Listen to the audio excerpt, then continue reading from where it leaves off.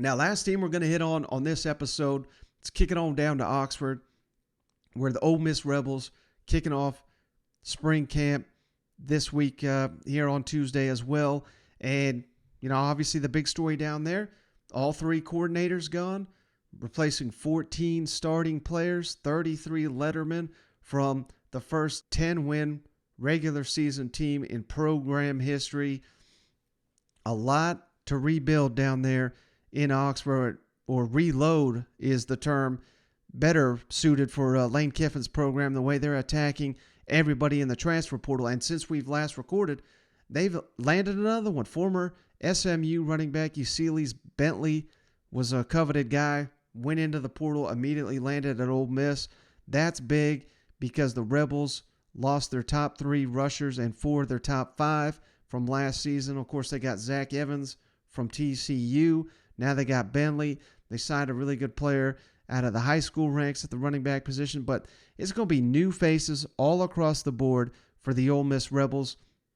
And that is something that Lane Kiffin talks about. The scheme, they're going to try to keep it the same. And why wouldn't you after coming off a 10-win season? You know what? Some changes on the coaching staff as well. In terms of schematically and strategically, will you be much different on either side of the ball with different coaches over there?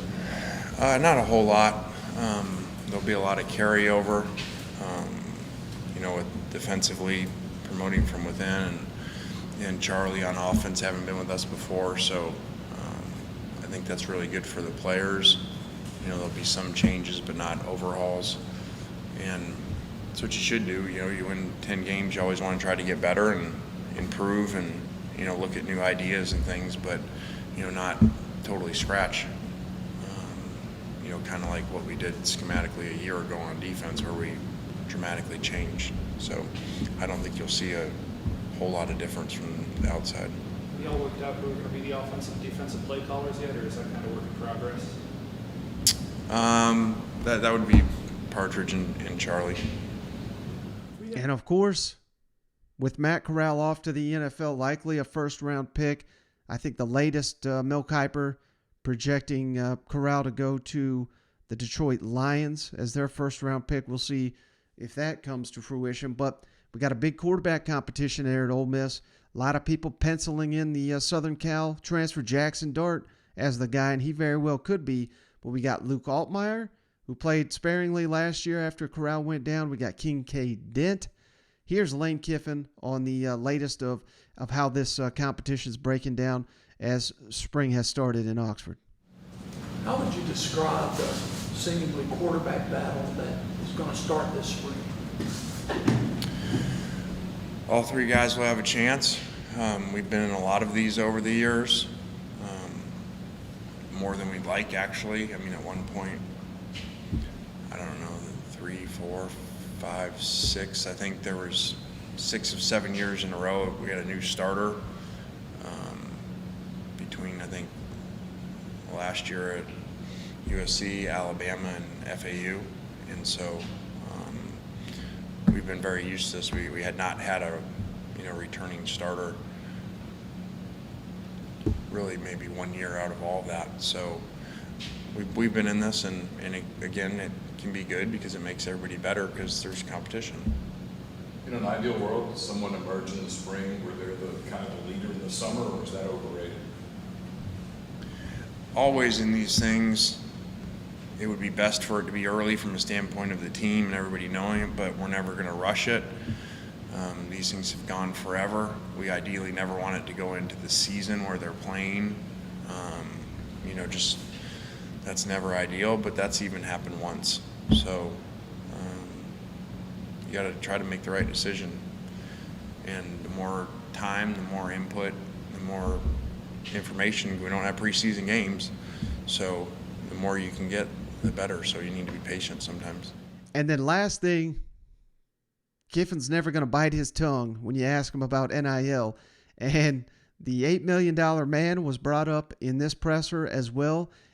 Certainly these guys know what they're doing when they're asking Kiffin a question like this, given his comments on Jimbo and A&M and the NIL from last season. And Kiffin even references that here in his response to NIL and college free agency, as he calls it. And hey, he's just calling it like he sees it, he says. Yeah, I mean, I've obviously said a lot about NIL from the beginning of it. Let's make sure that we understand. I love that the players are getting paid, and I just say how it is. So, I guess I got called a clown before for saying how it is. NIL has a lot to do with where players go. And to not think that's crazy. And it'd literally be like being a head coach in the NFL, signing a great free agency class, of signing guys, going out and getting these great players and coming up here and saying to you guys, the contract had nothing to do with why the players came here. They just want to come play for me. So, obviously, it has a lot to do with where players go, and it should. You're talking about 17, 18-year-old kids, Adults choose jobs a lot of times for money, for salaries. So why would a kid not? Well, God bless Lane Kiffin for coming to this league and giving us some more ammo down there in Oxford. I cannot wait for this Texas A&M Ole Miss game. I wish Ole Miss and Tennessee, hell, maybe, who knows, maybe they'll play in Atlanta this year. They'll be searching everybody that comes into that stadium for golf balls and mustard and all that. But hey, that's going to wrap it up on this episode of the show. Florida and Georgia, they both had media availabilities here on Tuesday, but they got started late into the evening, so I'm going to hold off on them for another day, and we'll have plenty of SEC action coming at you on Thursday. I promise there'll be something breaking that we'll have to discuss. So hopefully I'll reach out to Cousin Shane, try to get him back on board for the next episode of the show. But I do appreciate each and every one of you for hanging out. And as always, if you made it this far, if you wouldn't mind giving us that 5-star written review on the Apple Podcast app and now on Spotify, and we're happy to send you your beer koozie free of charge just for doing that. But that's going to do it. We'll catch you on the next one.